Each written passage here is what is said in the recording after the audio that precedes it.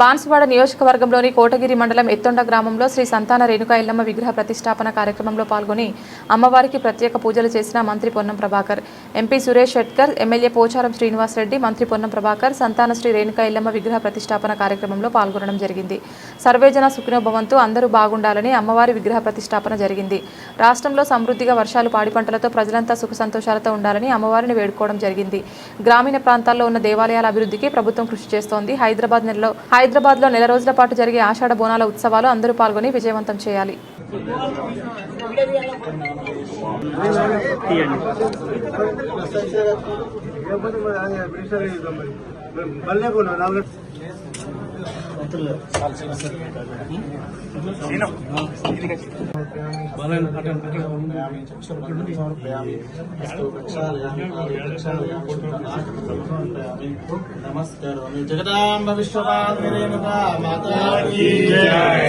దేవస్థానం ప్రతిష్ఠించబడుకొని సర్వేజన సుఖినోభవ అందరూ బాగుండాలనే ఆలోచనతో ఇక్కడ ఈ దేవాలయం ప్రతిష్ఠించబడ్డది.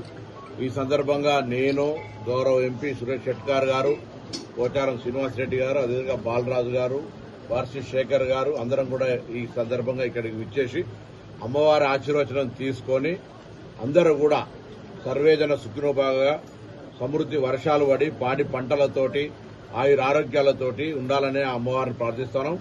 తెలంగాణ ప్రభుత్వం కూడా ప్రజలకు, గ్రామీణ ప్రాంత ప్రజలకు కులదైవాలైన, ఇష్టదైవాలైన ఈ గ్రామీణ దేవాలయాలకు సంబంధించి కూడా వారి యొక్క విశ్వాసాలను కాపాడే విధంగా దేవాదాయ శాఖ తరఫున అన్ని రకాల కార్యక్రమాలు చేస్తాను. తప్పకుండా గ్రామీణ దేవాలయాల ఉత్సవాలు, గ్రామీణ ప్రాంత ప్రజల విశ్వాసాలు, కులదైవాల విశ్వాసాలు మన తెలంగాణ రాష్ట్ర అభివృద్ధికి, తెలంగాణ రాష్ట్ర సర్వతోముఖ అభివృద్ధికి, అదేవిధంగా మంచి సమృద్ధి వర్షాలు పడే విధంగా ఆ గ్రామీణ దేవతల ఆశీర్వచనం కూడా ఉండాలని ప్రార్థిస్తూ రాష్ట్ర వ్యాప్తంగా ముఖ్యంగా హైదరాబాద్లో రాబోయే ఆషాఢ మాస బోనాల్లో కూడా తెలంగాణ ప్రభుత్వం ప్రకారంగా అన్ని రకాల ఏర్పాట్లు చేస్తూ ప్రజలందరూ కూడా వచ్చి నెల రోజులు జరిగే బోనాల్లో అమ్మవారి ఆశీర్వచనం. ఈరోజు ఎత్తండ గ్రామంలో కోటగిరి మండలం బాన్సువాడ శాసనసభ నియోజకవర్గం నిజామాబాద్ జిల్లా ఇక్కడ ఎల్లమ్మ దేవాలయం, అది సంతాన రేణుకాదేవి ప్రతిష్టాపన సందర్భంగా ఇక్కడికి రావడం జరిగింది.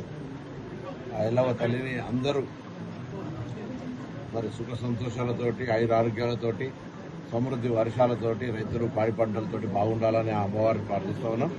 ఎందుకంటే మనం గ్రామీణ దేవతలకు అత్యంత ప్రాధాన్యత ఇస్తాం.